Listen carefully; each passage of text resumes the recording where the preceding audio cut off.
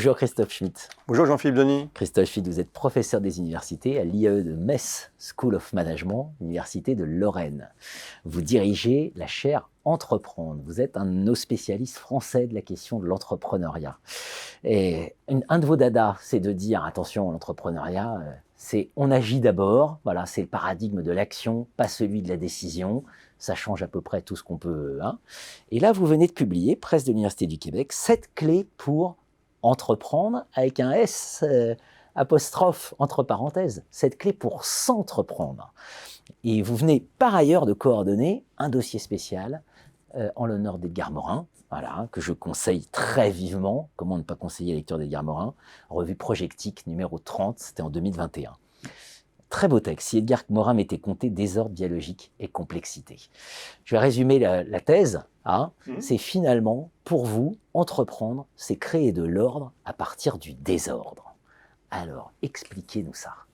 Alors, généralement, en sciences de gestion, on s'est toujours intéressé sur l'ordre, sur la régularité des systèmes et d'essayer, on va dire, de modifier s'il y a du désordre pour revenir plus ou moins à l'état initial. Donc finalement, en sciences de gestion, on s'est souvent posé la question sur la place de l'ordre, alors que si on change la perspective et qu'on se dit finalement quelle est la place du désordre dans nos organisations, on se rend compte que finalement le désordre a une place qui est importante, voire centrale, parce que l'organisation vient du désordre. Si on reprend la pensée de Morin, c'est désordre, organisation et ordre, et ces interactions-là vont permettre de générer une organisation qui va construire du sens. Donc en prenant cette logique en tant que telle, de pouvoir l'essayer sur l'entrepreneuriat, et ça marche très bien, parce que quand on regarde de près un entrepreneur, et ça renvoie à toute la logique d'une opportunité, est-ce qu'elle existe quelque part, il faudrait l'accueillir, ou c'est une construction humaine? Pour nous, notre façon de voir les choses, c'est plutôt une construction humaine. C'est-à-dire que le désordre, c'est comment j'ai pu rassembler ce qui était épars et pouvoir en donner du sens. Du sens, moi, à titre de personne, d'humain, d'entrepreneur. Et dans une logique après entrepreneuriale, c'est comment je peux partager ce sens avec d'autres personnes. Et le projet devient l'intermédiaire entre moi et les acteurs de l'écosystème. Et ce qui devient encore plus intéressant, c'est que ce désordre, c'est finalement la base même d'une organisation. On l'oublie assez souvent. Non seulement c'est la base même, mais en plus de ça, ça va permettre aussi de pouvoir, dans le sens qui est créé, amener à ce que l'entrepreneur n'ait pas décidé d'être entrepreneur ou parce qu'il a un projet, il est entrepreneur. Non, parce qu'il est reconnu comme tel par les acteurs de l'écosystème. Donc ça veut dire que je crée de l'ordre à partir du désordre, je le partage avec les autres personnes, ces autres personnes comprennent et ont envie de participer à mon projet, et on avance. Et en remettant du désordre, en créant des connaissances nouvelles, de l'information différente, et ça donne un projet qui est encore plus riche que le point de départ. Donc on est dans une construction chemin faisant.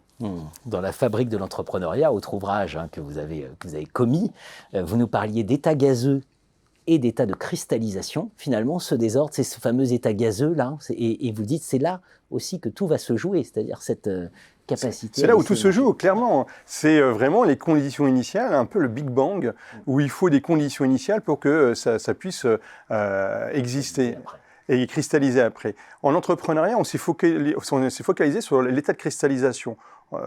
Business plan, pour prendre, on va dire, le symbole de cette partie-là. Ça veut dire quoi? Ça veut dire que, en gros, l'objectif, c'est de dérouler comme du papier à musique pour arriver à une création d'entreprise. Et là, on retrouve tout le paradoxe français, c'est-à-dire que, finalement, entreprendre, est-ce que c'est de la création d'entreprise, le résultat, ou aussi le processus, toute la démarche en tant que telle? Et si on se dit que c'est aussi la démarche, ça veut dire qu'il y a cet état gazeux, ces moments de départ où il faut un entrepreneur, il faut une idée, il faut un écosystème qui soit réceptif par rapport à ce qu'on est en train d'évoquer, et de pouvoir construire ce sens-là et le partager. L'état gazeux, c'est exactement ça. C'est ces moments où on se cherche en tant qu'entrepreneur par rapport à ce que je suis, ce que je veux proposer aux autres, et finalement, un projet entrepreneurial n'est rien d'autre que le rapport au monde de l'entrepreneur par rapport à ce qu'il vit au quotidien. Dans la vie entrepreneuriale, rien n'est donné, tout est construit. pour paraphraser Paul Valéry, qui aime tant Edgar Morin. Voilà. Et donc, 7 clés pour s'entreprendre, peut-être nous en donner une, voilà, parmi les 7, voilà, donner envie d'aller plonger dans vos 7 clés. Alors, je pense que la logique, on va dire, des 7 clés, c'est notamment toute l'approche systémique qui est derrière. Et donc, dans les éléments, on va dire, on peut parler aussi d'entropie. C'est justement cette idée de pouvoir, on va dire, rassembler au niveau du désordre.